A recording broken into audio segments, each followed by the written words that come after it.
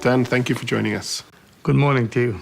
Dan, the Jewish people have always been dreamers. Yes, they've had aspirations and longings for Israel. They think they had aspirations about resolving the conflict. And sometimes it feels like the gap between the reality and the aspirations is a cause for, deep distancing from Israel because it doesn't live up to the dream. And I wanted to ask you, first of all, do you have that problem of this gap between reality and aspirations? What are your aspirations for Israel? And how do you feel about the distance from those aspirations? The Zionist dream was a revolution in Jewish history. It was not just another turning along the way.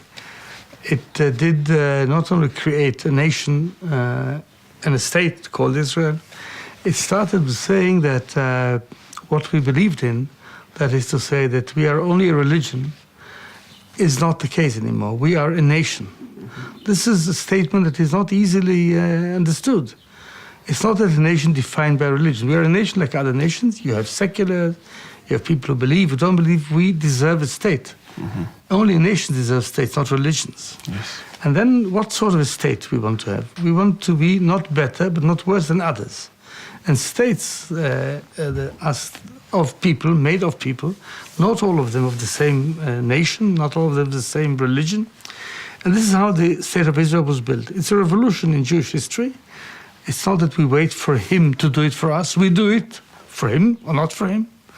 Now, when we came to build the state, there was a basic value system on which the state is to be built. And it's taken from a broader value system of how the world is built. That people deserve to be part of a nation, the nation deserves to have states. But in the last analysis, a state is made for its citizens by its citizens. And how do you put together this democratic idea of state of citizens and a Jewish state? If it's Jewish, it's for the Jews. If it's Jewish, it has some religious elements in it.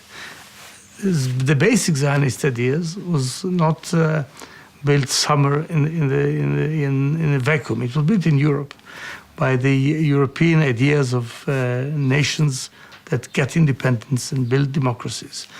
And the idea was that the Jewish state means a state where all the citizens are equal and the Jews are a clear majority. Mm-hmm. Nothing more than that. And what I'm hearing and what you're saying is an aspiration to be normal rather than to be unique in some way.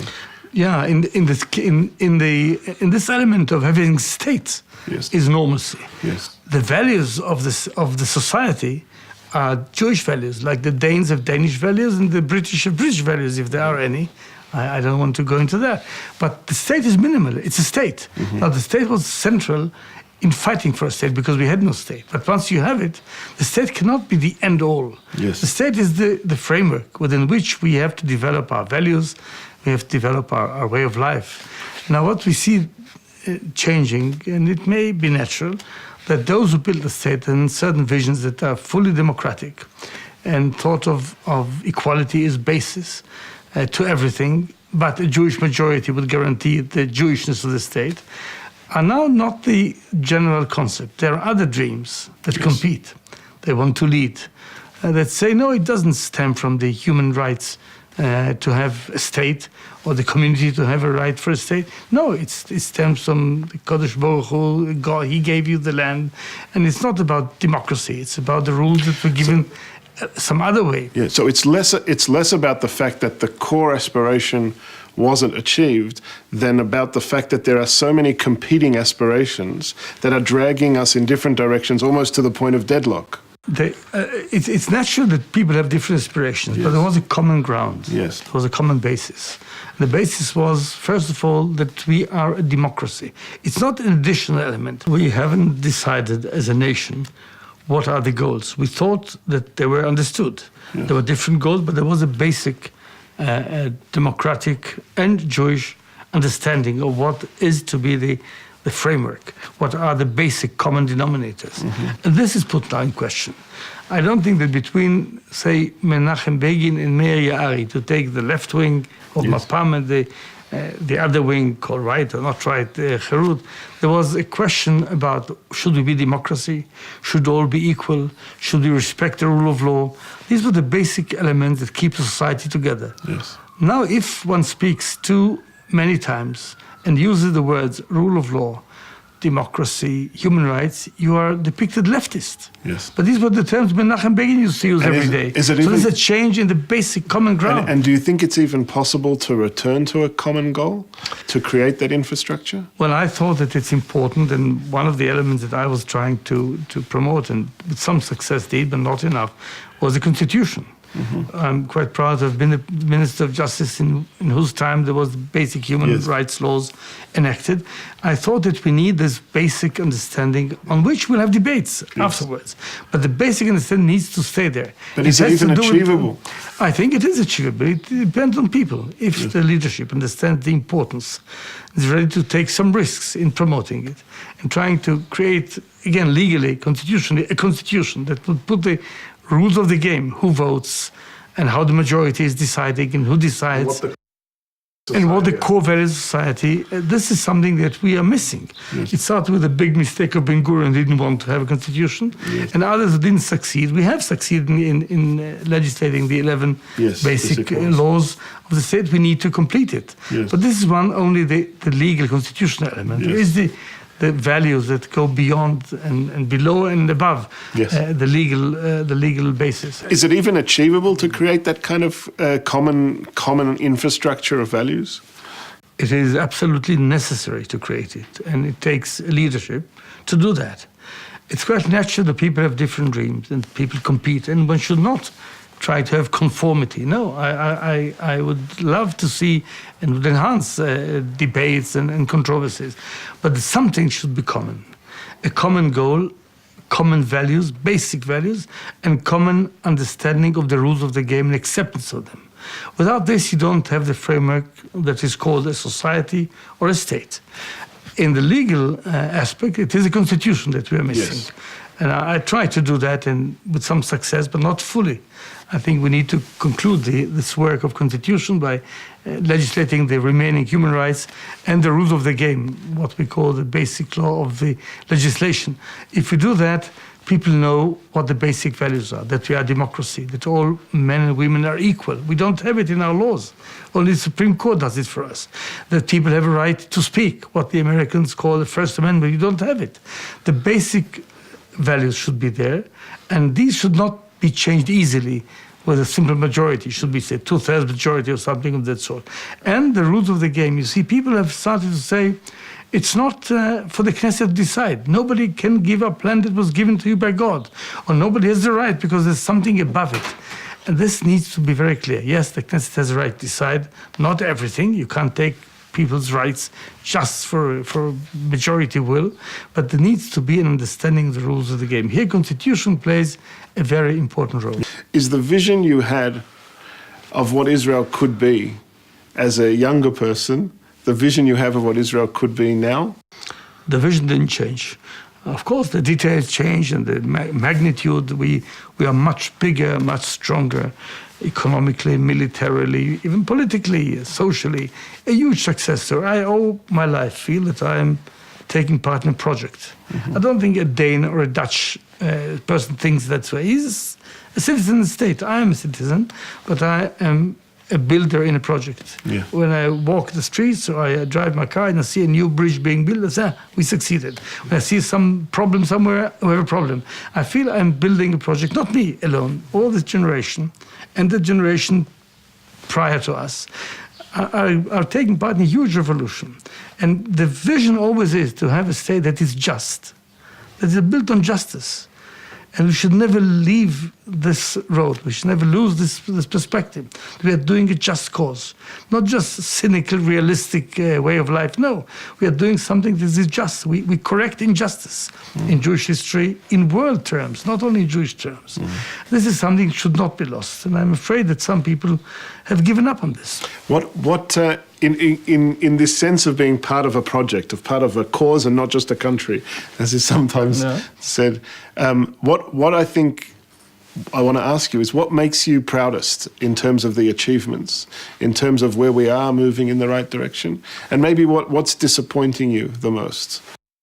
Well, I think that what makes me proud is everything that we see here. Think of the number of Jews living in independent Jewish state. Yes. Over 6 million Jews live here now. Who could have thought of this 67 years ago when we declared our independence? 70 years ago, we just celebrate these days the end of the war, the victory over Germany.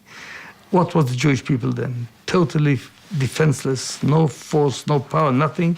And where are we today? I think the 20th century saw the worst and the best in Jewish history in a very short period of time. We happen to live in that time. So this is really dramatic in every aspect you look at this. And we took part in that by fighting, by building, by doing, by inventing, all of us. So I think it's a huge opportunity that fell upon us, so to speak, in Jewish history, but it did not fall upon us. We did it.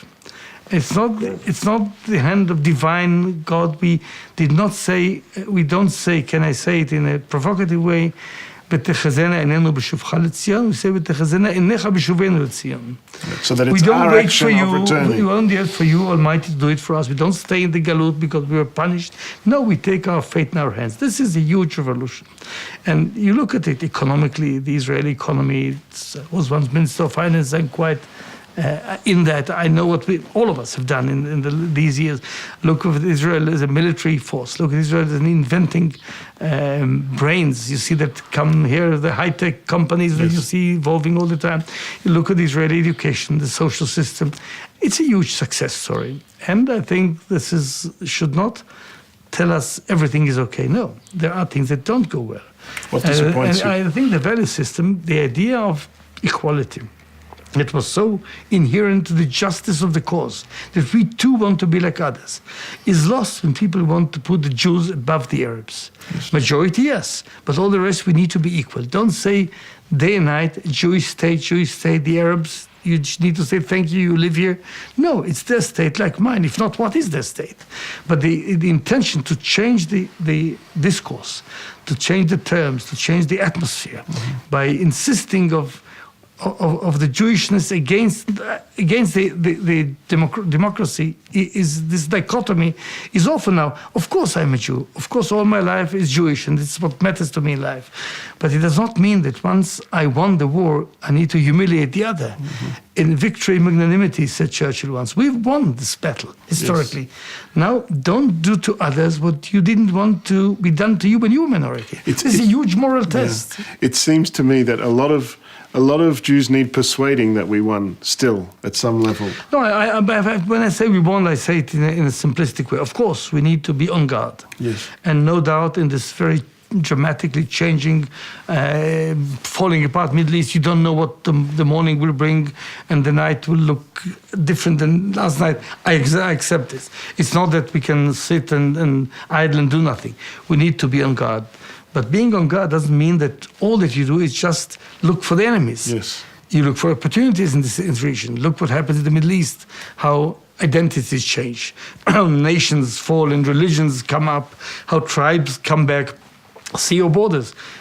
Take it militarily. Look around. We have a great army, the IDF. We don't have enemies with armies. The Egyptians don't fight us. We have peace with them, thanks to Begin and Sadat. Jordanians are the best friend, thanks to Rabin and Hussein, what happened. Syria has a good army trying very efficiently to kill one another. Yes. So there are no armies to fight the IDF. We have other problems that are from non-state actors. I don't want to go into that. Yes. Things have gone very well. But you see the Middle East, countries that are dead scared from the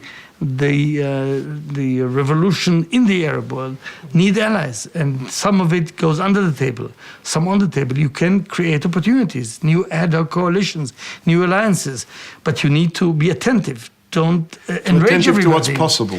Yeah, more is possible on the opportunity side, not just on the threat side. Dan Meridor, thank you very much. Thank you.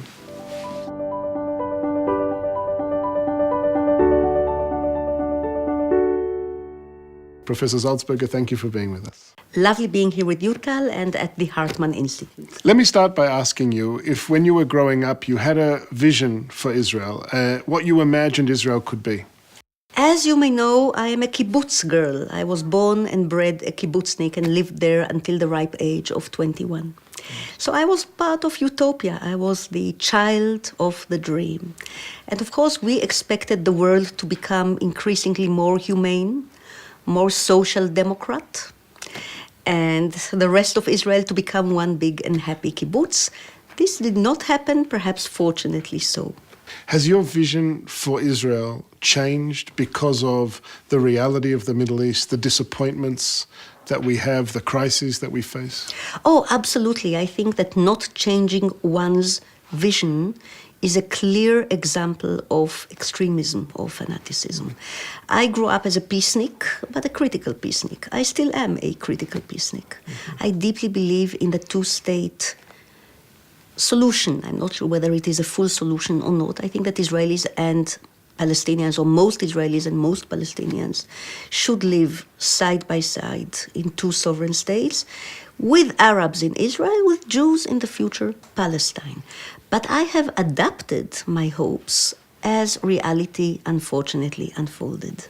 In what way? Because what do we do when our dream about what Israel could be seems always to disappoint or fall short, when reality and the vision feel like there's such a bridge between them? Perhaps there is no bridge and we can't even connect the two. What do you do with that sentiment? Let me quote my co-author. We authored a book together recently. My father, Amos Oz, and I wrote Jews and Words. We should perhaps get back to that book shortly. But my co-author sometimes tells me that if Israel was a dream that did not fully come true, it is not about the nature of Israel. It is about the nature of dreams. No political dream, no social dream can ever come true. At best, like liberalism, it can come partially true without bloodshed. This is the best we can hope for in dreams. So, one way of thinking about this is that there are different visions for Israel that are constantly clashing in one way. It's not just that the vision and the reality clashes, but the different visions clash. How do you see this clash ever being resolved, if at all? Well, you're absolutely right. The clash of vision and reality is the kind of clash that every person in their 20s will have to go through, if they are human enough. If you do not allow your vision to clash with reality, you are in a problem. But if you allow reality to kill your vision, you are in a problem as well. So it's the clash of different visions or dreams. And we all know that visions clash. Here in Israel, halakha and liberal democracy, they don't have to clash necessarily, but they do clash in everyday life. Capitalism and socialism, the Tea Party and Obamacare. Visions clash. It's okay as long as. And this is where I am becoming worried about Israeli society and the Israeli public sphere. If it is about argument, if it is about debate, including sharp debate, including harsh argument, this is the gist of the Jewish psyche. This is what our book, Jews and Words, is all about. Jews have been arguing from times immemorial. So in a way, you're saying that part of the Jewish vision is to have an argument about which vision there should be. That too is a vision. This is the most universal of Jewish vision alongside justice, which has to do with argument. I would like not just the Jewish world, but the rest of the world to learn from us how to argue. But, and there is a but, Israeli society today is increasingly disrespectful in argument, verbally violent, with the fear of becoming physically brutal, and refusing to listen. And this is not a very Jewish thing in my mind. We've always had very harsh arguments and debates. We were not always very courteous to each other, but we agreed to the basic rules of disagreement. This is what the Talmud is about. This is what rabbinical history at its best, not always, is about. And this is what modern Judaism, including secular Judaism, my style, is about. Let me ask you, when you think about the kind of vision and values you have for Israel, how does that influence the way you think about the Israeli-Palestinian conflict and the way you feel about it? Let us change the big words vision and values into the smaller words hope and virtues. It's a slight shift, but I think it's an important one. I don't have a big vision for the Middle East because the Middle East is collapsing in front of our very eyes. It would be totally wrong to throw high hopes into the air. I have some small hopes. One of my small hopes is that the Israeli-Palestinian situation, which has bled for over 100 years now, would eventually be able to offer some kind of a model, a matrix, a flag for the rest of the Middle East. And we can only do that, in my mind, with two neighboring peaceful sovereignties based on a difficult compromise. And it will be a very painful compromise. I would like the future sovereign Palestine, which should not come into effect unless its leadership and public are fully committed to peace with Israel. I would like that Palestine to have hopefully some Jewish contingent within it. And obviously I would like the future smaller Israel to have the Arab-Israeli contingent as part of our civil society. This is, in my view, within the range of the doable today, or at least the hopeable. Mm-hmm. This series is entitled Jewish Values in the Israeli-Palestinian Conflict. And I wanted to ask you, what Jewish value speaks to you the most? What is the one through which you kind of are animated about ideas and the challenges that Israel face, including the conflict? Inquisitive open-mindedness, which is part of our talent to argue. Relentless truth-seeking, even when truth is not very popular. And this ancient quest for justice for all. Now, with your permission, I would like to expand on the last one. Yes. Because this justice, relentless quest for justice for everyone, not just the Jews, not just the VIPs, the important people, not just the tycoons, not just us, people like us, also people who are not like us. This has been running through the veins of ancient Israel, the ancient Hebrews, and the Jews, and the modern Jews, from times immemorial. Let me tell you this. After our book was published in English, Jews and Words, in which we brought many, many different quotes, not of every aspect of Jewish thought, but of the aspects that we think are the best for us today, and argued for selectivity, a wonderful archaeological finding was published in Israel. So we did not manage to bring it into the English book, but we did manage to put it into the Hebrew version of the book. And I have it here with me. Yes. And it is a wonderful thing, because it was found only less than 10 years ago in an archaeological site in the Elah Valley, south of Jerusalem, called Khirbet Kiafa.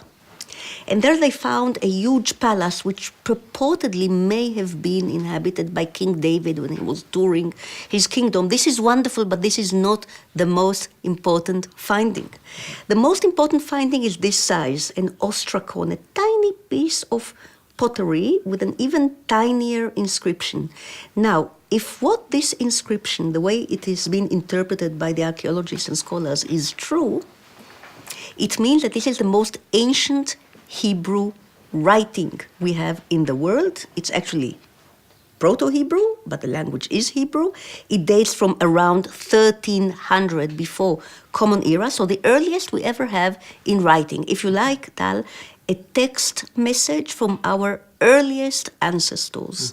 And it says the following, and I read, אל תעשו כזאת ועבדו את אדוני. שפטו עבד ואלמנה. שפטו יתום וגר, ריבו עולל, ריבו דל ואלמנה, נקמו ביד מלך, אביון ועבד סוחו, גר תמחו. Very free translation. Do not do such. Fear your God. Judge the slave and the widow.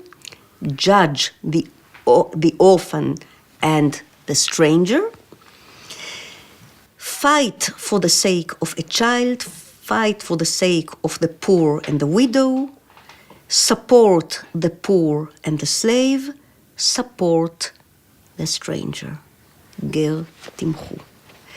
Of all the possible texts that could have reached us from the 13th or 14th centuries before Common Era, this is the most touching and wonderful one we could have received, the most ancient Hebrew text message. It is about justice, not just for the rich, privileged, connected. It is for the others, including the stranger among you. I love this. This is what makes me Jewish. This is what makes me Hebrew. And this is not only Jerusalem. This is not only about King David. This is not only about the ancient tycoon who may have lived in that palace. This is about Tel Aviv. This is also the voice of Tel Aviv and the voice of the kibbutz. My vision for Israeli society is interconnected with my vision for the Israeli-Palestinian future. It is about a strong sense of mutual justice, but it is not about romantic blindness. Professor Salzberger, thank you very much. A pleasure to talk to you. Thank you.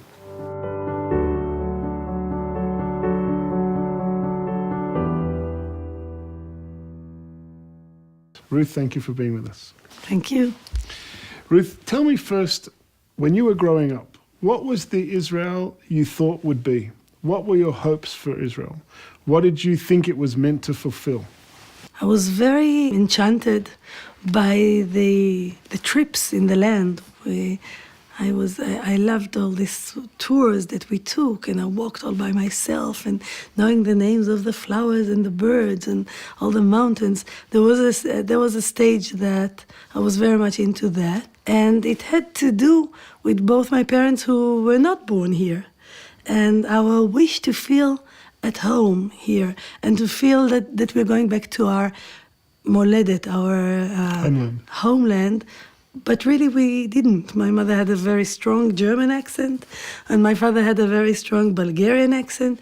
And when I used to go to the Scouts, or when I went to the army, they didn't know what's happening to me. It didn't happen to them. So we are first generations that are playing as if we've been here for centuries. And I want to explore this with you a little bit. This idea that the role of Israel is for Jews to feel at home without us having to try too hard to feel at home. Do you think Israel has fulfilled that mission for the Jewish people? Sometimes too much so, and sometimes not enough. I mean, we are 60-something. In order to feel that you are in your homeland, you do need 3-4 generations. And I think we needed the modesty of coming back to our land. I do feel that the Bible was here, and I feel it's so precious, the fact that I speak the language that I read in the Talmud and I read in the Bible. It's a very big deal, and it's a gift that my parents gave me. But sometimes feeling too much that we own this place, I feel that is ruining the delicate relationship between the person and the place that we live in.